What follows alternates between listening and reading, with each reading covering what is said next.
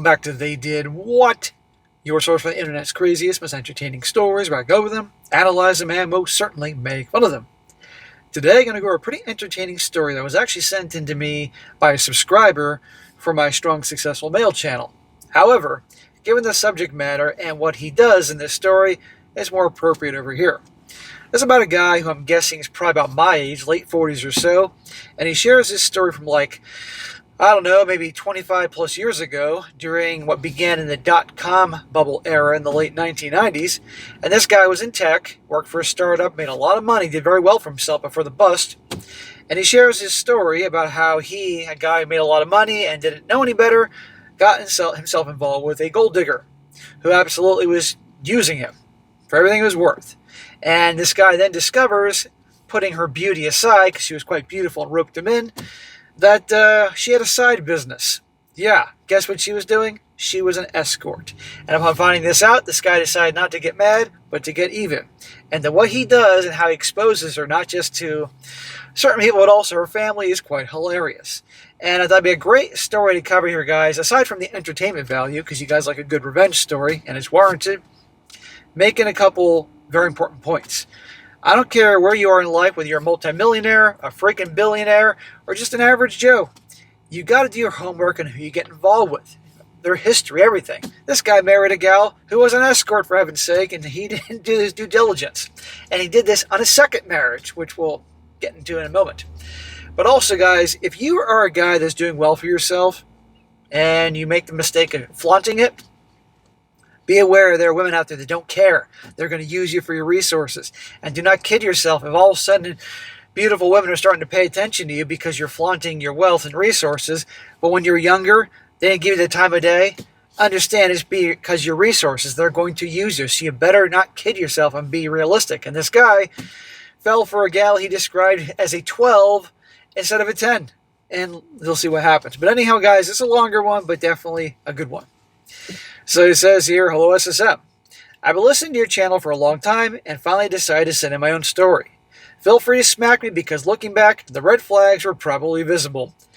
Dude, I think they were everywhere. Red flags everywhere and banners and you name it. But you were young, you didn't, and we know what deal you're thinking. Right down here in your lap. Well, I met my first wife, Noelle, when I was a junior in college. And guys, we're going to deal with his first wife, and then we're going to go on to the main wife who the main story is about. I was 22 and she was 23. We dated about 6 months, got engaged, and were married within a year. Smack, smack, smack. 6 months, engaged, and married within a year. Let me guess, she was beautiful. And you probably didn't get any up until that point. At the time, I thought I had won the lottery. She was beautiful and had a great personality. She also came from money. Right after we got married, I landed a chief technical officer role at a tech startup during the dot-com boom, and we moved to a major metro city. So some people would say, well, bullshit. How could he get a major CTO job at 23 years old? Because those are usually the guys that know their shit for that era. You got young guys in their early 20s getting these AI positions, getting a fortune. So it's possible. The company exploded almost overnight. Investors were throwing money at anything that ended in .com, and suddenly I was making more money I never knew what to do with. Well, with stock options, that would do it. I remember that time, guys. I was just starting off investing in 1999. From the outside, we looked like the success story. Inside the marriage, not so much. Our intimacy was practically non-existent from the beginning. Maybe once a month, sometimes less. I was young and naive, so I assumed that was just how marriage worked. Well, usually the slowing down in the loving department happens after a while, particularly after children are in the mix. Not after no kids, just 1 month of marriage. Yeah, she came from money, but obviously she saw you were going places as well. So that's what she married. Unacceptable, man. This is what happens when you rush into a marriage with a girl. Come on here. Then one night, she pulled out an egg timer. Set it on the nightstand, said, that's all you get. When it goes off, we are done. Dude, does that sound like a girl that's attracted to you? Does that sound like a girl that loved you? A fucking egg timer? You're like, shit, I gotta be quick draw McGraw here and get this work done. No, hell no. You should have been out of there regardless of the hit you're going to take, because you're going to take one anyway. See my point, guys? Be careful who you get involved with. If you're making money or they know your earning potential. I remember staring at the timer like I was in some sort of psychological experiment. Nothing kills the mood faster than hearing ding and realizing your allotted time had expired. Even to this day, I get PTSD when I hear an egg timer go off. Oh, man. What you put up with? I'm picturing the character Winston from Billions. You guys, I'm a big Billions fan. It's one of my favorite shows of all time. And the character Winston, a total freaking dork, no offense, who was brilliant and a tech guy and knew what he was doing amongst many other things. And that's what would happen to Winston. We eventually just fell into a strange routine where I stopped asking questions and started quietly accepting that my marriage had somehow turned into a scheduled appointment with an egg timer. Well, we eventually went to counseling because the distance between us kept growing. During therapy, she revealed that she had suffered severe ABUSE growing up from her older brother while her parents were frequently away. That explained a lot: the emotional walls, the avoidance, the disconnect. I felt awful for her. I generally wanted to help her heal, and I committed myself fully to the marriage, and I was as nice to her as I possibly could to help her heal, and she treated me like crap. Smack! As a reminder, for those that are new, you don't treat people, those that are treating you like crap, you don't be nice to them like that. You don't reward bad behavior. Sure, if the story's true that she had ABUSE when she was growing up with her brother and all that, well, that's awful. Nobody should go through that. But that doesn't give her an excuse to treat you as an adult like garbage, especially when you're trying to help her. But you were a nice guy back then. Remember, she was beautiful. 3 years in, she allowed me some extra time and became pregnant with our daughter. I was overjoyed. I thought maybe this would be our reset button. I really want to know how much time she gave him on the egg timer. I wish she would have told me, man. And then the extra time. I guess the extra time was, so you can get a daughter out of it. God, I hope it's your daughter. We can all hope here. Well, it wasn't. About a month after our daughter was born, my father-in-law, who was extremely wealthy from real estate and other investments, approached me with what he framed as a major opportunity. Nope, don't do business with family. He wasn't just rich, he was one of those guys who always seemed to be early on everything. He told me he could help structure our finances and guide us into investments that would significantly grow our dot-com wealth if we pooled our savings under his oversight. According to him, he had access to deals and networks that could turn our money into something much larger over time. How do you know this guy didn't lose his money, through margin calls and things like that, and now needed your cash to get in early to help make up what he lost? Seriously, I wouldn't. And a lot of these guys are so-called get in early and have the know. Maybe sometimes there's connections because it's all about who you know, but there's probably some illegal shit going on. It sounded to me like he was trying to set up for generational wealth, but it required transferring our savings into an account under his control. I didn't like it, so I refused. Good for you, dude. So I'm going to remove one of those smacks. You deserve the rest of those smacks. I'm taking back one because you didn't do this. Well, watch this. I didn't like it, so I refused. A week later, I came home from work, and the house was empty. The furniture was gone. The baby stuff was gone. Everything. I was confused. My wife and father-in-law were outside the back of a U-Haul finishing a move out. She looked at me completely flat and said, "I don't want to be married anymore." Holy crap. Something tells me, maybe it's just me thinking this, that guess what? She and her family weren't as wealthy as you thought, as they were trying to. Maybe they were at one point. Maybe they lost it all. He got her to marry you, do the bare minimum, where knowing full well you're going to rake in a lot of money, and then when the time is right, the last hope, take your money under his supervision and make up what they lost. But they were keeping up appearances. That's just me. And when you wouldn't give it to her, well, divorce, and then they get half. That's what I think. Well, she took everything, and she left with my daughter. No discussion, no explanation, just gone. What the fuck, man? I stood there in shock trying to process what I was even looking at. That is horrible. That'd be, thank God you got money to sue, but at the end of the day, we know how that's going to go. For months, she disappeared on me and would not take my calls. Eventually, the court got involved for custody and visitation, but she moved out of state. I only saw my daughter once a month. Put it this way, I lost a ton of money in the divorce and had to pay child support until my daughter turned 18. Fucking snake. I'm convinced that the dad put her up to marrying you, or she had an idea and saw you were going to make a lot of money, or something. You were the hope to make up the family money. And your poor daughter. I'm sorry, man. I still had millions, though. This guy had money, and remember, this is millions back then. A lot more purchasing power, millions back then. But it destroyed me mentally. I threw myself into work and working out because it was the only thing I could do I could control anymore. Eventually, I finally started dating again. Uh-oh. Now here comes the main story. Well, that was when I met Lola. Oh, that's not a good name.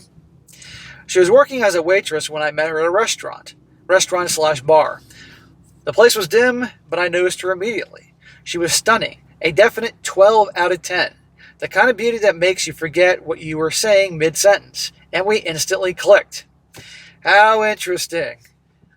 Multi-millionaire, doing great for yourself, all that. I'm assuming you cashed out before the crash. But you meet this gal as a waitress, a 12 out of 10, and you clicked instantly. Yeah, that doesn't happen to tech guys unless they're flaunting their shit. Did you show up in your Porsche at the restaurant? She said her shift was almost over and asked if I would like to chat, and we talked for 15 minutes. She was funny, ambitious, charming. Oh, she was ambitious, all right, brother. Before I left, she asked me out and gave me her number. Now, if you were the type of guy that women threw themselves out before you made your money, or it was obvious you were going places in life, then this is possible.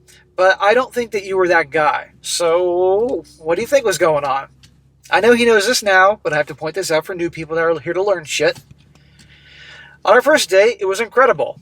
Expensive restaurant, effortless chemistry, great conversation. At the end of the night, we went back to my place, and she said, "How do you want me?" It blew all the circuits in my brain away, and I instantly bonded to her. It was like something in my body snapped. We then talked until sunrise. Well, first of all, aside from the fact that she's using her only resource to rope you in, and rope you in she did, this ain't the girl you get involved with who hooks up with you on the first date. But she knew what she was doing. Well, I told her about my past marriage. She looked at me with these eyes that honestly disarmed me completely. Looking back, that was probably the moment I should have slowed things down. Instead, I sped up. I felt like I was high on love. Within 3 months, we were in a committed relationship. He says, I know, smack, smack, smack. There you go. I'm glad you're learning. One of the conditions I jokingly, but also not jokingly, said early on was that she would never allow to own an egg timer. Lola was from a very religious family and always dressed conservatively around her parents. Oh yeah? How did she look like the rest of the time? Lola only had one sibling, a brother. Her brother was a drug addict, and her parents were devastated by it. They put Lola on the pedestal and began being the good child. So, just because she's in a religious family doesn't mean she's religious. A lot of people come from religious families, and they are little hellions.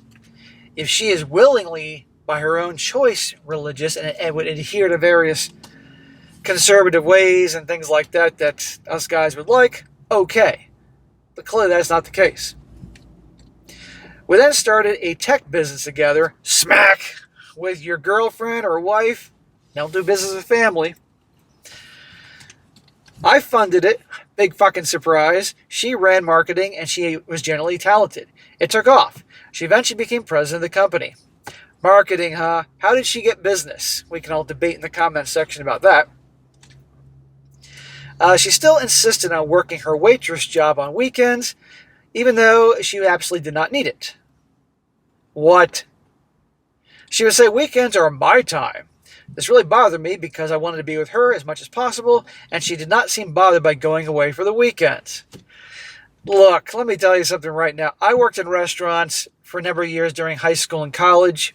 I know a lot of people that did that job. I know a lot of you watching this probably did that job at some point. By and large, that's not something you want to go back to because people are a pain in the ass. There's nothing wrong with it. Let me make this clear, but you all that work in restaurants know people are a pain in the ass. And it wears you down, okay? And let alone if all of a sudden she's married to you, worth millions, and he started a tech business and she's doing great, Why the fuck would she want to keep going to working at the restaurant? Unless that's used for something else. But you were so in love, you just bought it. She would leave Friday and Saturday nights and often stay at her friend Jane's house afterwards because it was closer to work. Oh, by the way, smack for going along with this. And oh yeah, another smack, another fresh one for marrying her so quickly and not doing your homework on her. I ignored it because I was so in love. Smack! After my first marriage, I didn't want to be controlling. My SCX was the amazing, and I did not want to disturb that. That was my mistake. Oh, you made a lot of mistakes, man.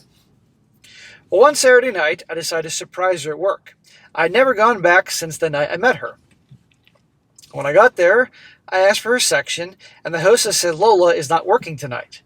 My stomach dropped, and I stayed anyway and got seated in another gal's section named Lisa. She started flirting with me almost instantly. Lisa has to know who you are. I played along casually and told her I had started some successful business, and her eyes lit up. Let me guess, that's probably how you met Lola. Then I casually asked about Lola. Lisa smiled and said that she was at a private party that night. She said she has an entertainment business with Lola, and I could call her sometime if I was interested. Okay, clearly Lisa doesn't know who you are, because you said you were only in there one time. But you would think that business partners would know about their husbands and stuff, but okay. That sentence alone was enough to make my stomach sink. What the fuck? Lola had another business. What was an entertainment business I needed to investigate? Why didn't you do a thorough investigation after the first marriage? After everything you went through and suffered the first time around, you would think with your money you would hire a PI, do your due diligence on this chick. No, you were in love, and you're loving the hoo-ha. Because last time you were getting the hoo-ha once a month and the egg timer was going. Again, I'd love to know how long the egg timer was going. Well, then on Monday, I hired a private investigator. Better late than never. A week later, he called me and said, I'm sorry, this is not good. He showed me the photos of Lola he took on Saturday afternoon on a yacht with several other women, including Lisa partying with other wealthy men. Good God Almighty. Sorry, man, but I get everybody can mess up once and get married and get raked over the coals because they're young and dumb. But after all that, doing it again and not doing your homework, this second time I don't feel too bad. I know I said, I'm sorry, man, but in reality, I'm not so sorry, to be honest with you. It's a knee-jerk reaction for me to be sympathetic. But the second time around, this came on you. But you're redeeming yourself. Different scenes, same sinking fell in my chest. The photos of the yacht clearly showed Lola and her friends sunbathing topless, inappropriate touching, and her and her friends going below with the guy's deck in pairs. I felt like my entire reality had been replaced while I wasn't looking. I saw an attorney as soon as I possibly could get one. Then anger took over. I needed revenge. I thought about it for a few days and made my plan. I texted Lisa pretending I wanted entertainment for wealthy clients, and without hesitation, she sent me the website. Holy shit, it was an Escort website. It was not cheap either, and there she was. Good God, man. My wife. Different name, blurred face, some unmistakable presence. That's when I stopped feeling shocked and started feeling something colder. Well, it's about fucking time. Time for some payback. I had one of my friends book the Escort service in his name, and I got a hotel suite and requested Lola specifically for a private event 2 weeks later. I told him I would pay good tips, but only if she showed up. Well, how you were able to keep a straight face at home, I'll never know, but good for you there. Then I invited her entire family. Parents, aunts, uncles, and a couple of my friends. I told them I was announcing something big about her business success. On the night of the event, her family waited in the back room of the suite. Hold on. I'm having a hard time buying that not one of her family members blabbed about this so-called party. Maybe you told them it's a surprise party. Absolutely Lola cannot know whatsoever that you're going to be there. Maybe that was the case. I hope so. That had to be it. Well, my friends waited in the main area. My friends were high school buddies Lola had never met. While we were waiting, I told her family I just found out Lola was a high-end prostitute. They did not believe me, so I showed them the yacht party pictures and the Escort site. I said, Lola is coming here tonight thinking she's meeting clients, and I wanted you to see who she really is. Her parents did not believe me, but the photos spoke for themselves. Holy shit. Dude, you have every right to do this. Around 10 p.m., there was a knock on the door. Lola walked in with other women, laughing, dressed like farm tools. We could overhear Lola laughing and saying to my buddies, "Hi, boys. Are you ready to party and play around?" Then she said, "Before we start, we will need the money." That was when we jumped out. Her mom said, "Lola, what kind of person are you?"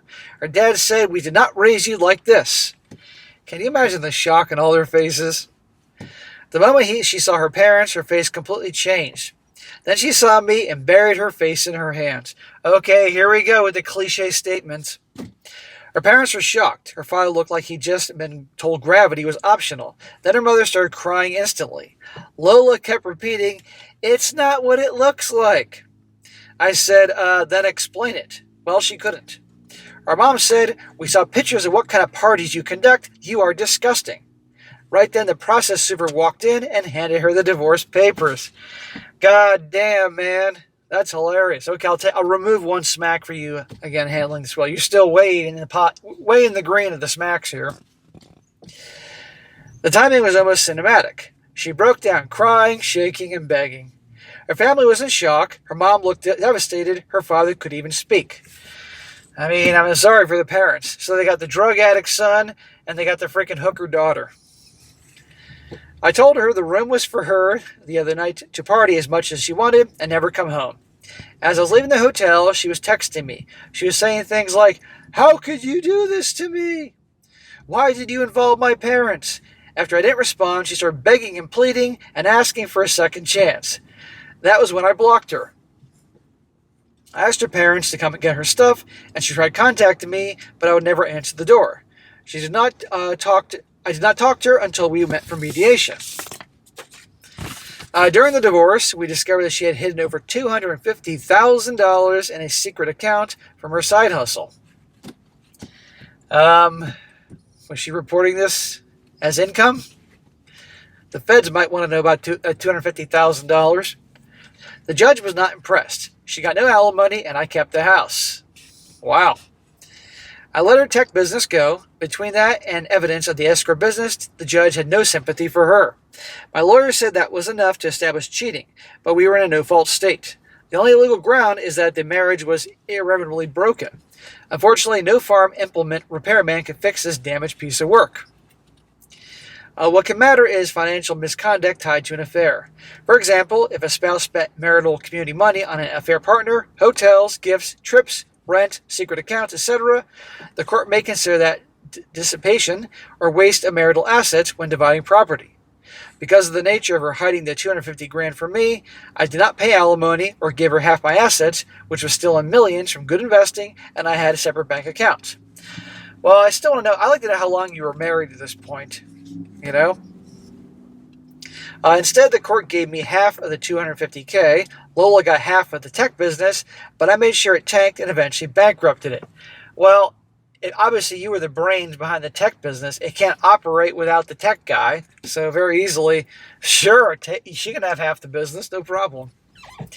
She got half of about $50,000 savings account we had together.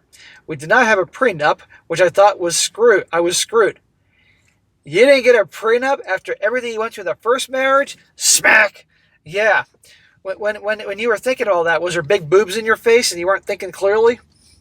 Good God Almighty, man. I owned the house prior to the marriage and only had it in my name, so the judge awarded me the house. She had no way to keep the tech business going based on her knowledge. Well, I didn't speak to her for years. 3 years later, my phone rang from an unknown phone number. Who could it be? It was her, and I was curious, so I decided to talk to her. Curious because you love to hear she's living in shit. See, guys, they always come back. Well, she sounded different, exhausted, like life had finally caught up to her. We talked. She told me everything fell apart after the divorce. She stayed in the entertainment world because the money was easy, but eventually stopped. Yeah, she stopped, and it stopped being easy because she got older, and she was less desirable. She married a rich guy she met, but he was a serial cheater. He even hooked up with Lisa. He also abused her, so she left him. Well, there you go. She ripped in another sucker. See, there's always another sucker. At one point, she said quietly, I trade everything real for something temporary. Then she asked if I'd ever consider giving her another chance. That's why she called you, man. And I'm glad. Ordinarily, I would say don't take their calls, but I know you were done at that point, and this is good story. I told her I forgave her a long time ago, but trust is something you rebuild by words. Isn't something you rebuild by words. It is something she destroyed when it mattered.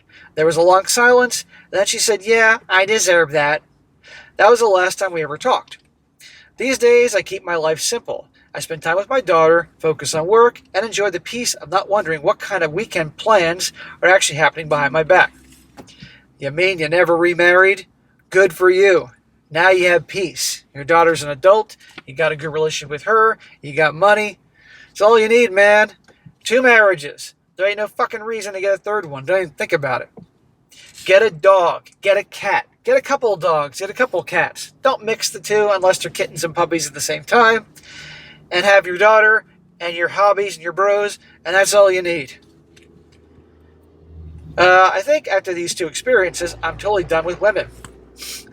I would imagine so, unless you need to have your needs met, and you better fucking wear protection and do your homework.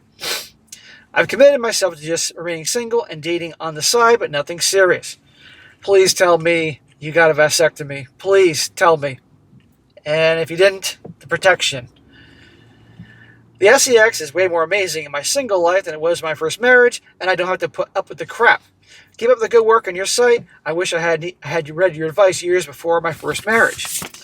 One last thing, I do not own an egg timer and never will. Yeah, I don't blame you, man. I'd love to know again what she gave you. 5 minutes, 7 minutes, 10 minutes. I'm going to guess probably 10 minutes max.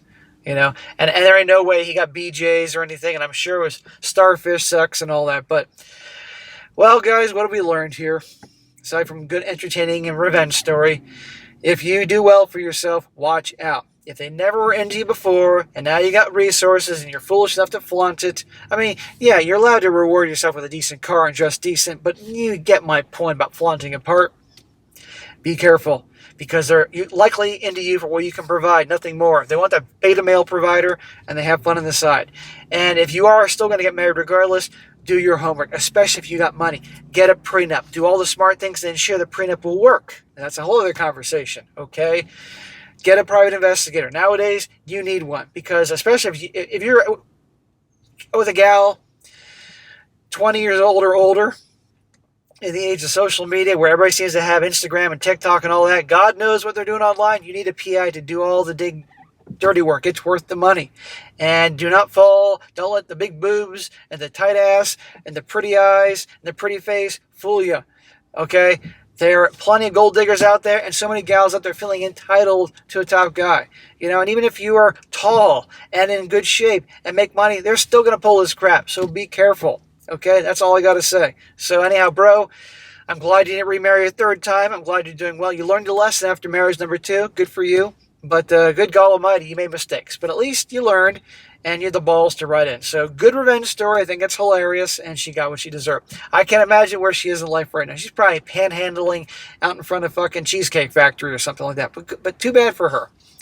All right, guys, that's it for today. Be sure to comment down below. Let me know what you think about this. Be sure to like the video, share it with your friends, and subscribe. I'll catch you next time.